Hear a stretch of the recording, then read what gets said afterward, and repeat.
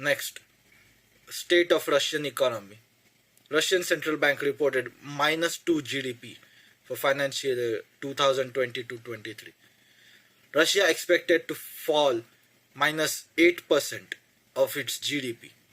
Soviet collapse was supposed to be -12%.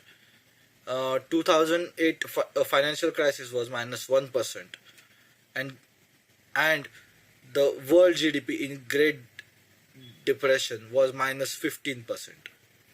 8%, -8%, or half of the Great Depression would have caused regime change in Russia, but global South stepped up to trade with Russia.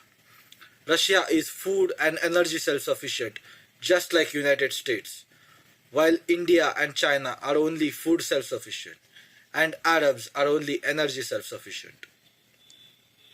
So Russia, just like United States, is in a unique position where if it just stops trading with the outside world, it can produce its own food and its own energy.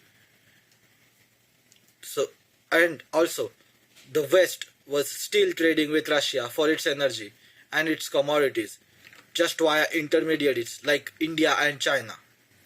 After Russia was hit with sanctions, Central Asia, aka all the stands except Pakistan and Afghanistan, aka all the former Soviet countries in the north of Afghanistan, suddenly started importing a lot of washing machines, refrigerators, and other home appliances.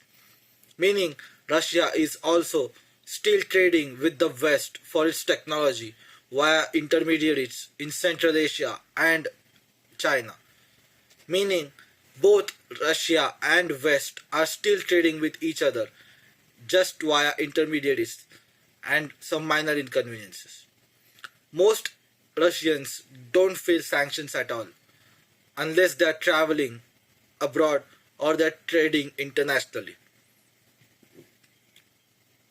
So, and for this year, Russian Central Bank expects -8% -8% GDP growth, while the agencies that predicted -8% GDP growth now expect Russia to grow with 0.3% GDP growth rate.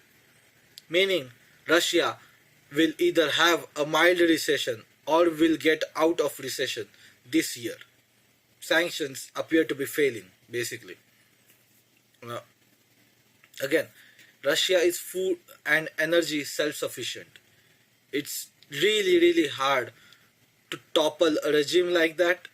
It's with just sanctions. If the Russians know what the game is being played against them, they will support their leader.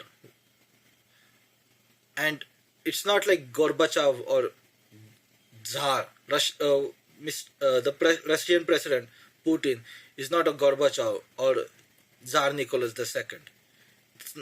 It's not going to happen. Just, I wish they could just stop fighting, initiate a ceasefire, and then start a peace treaty. That should be the only solution. And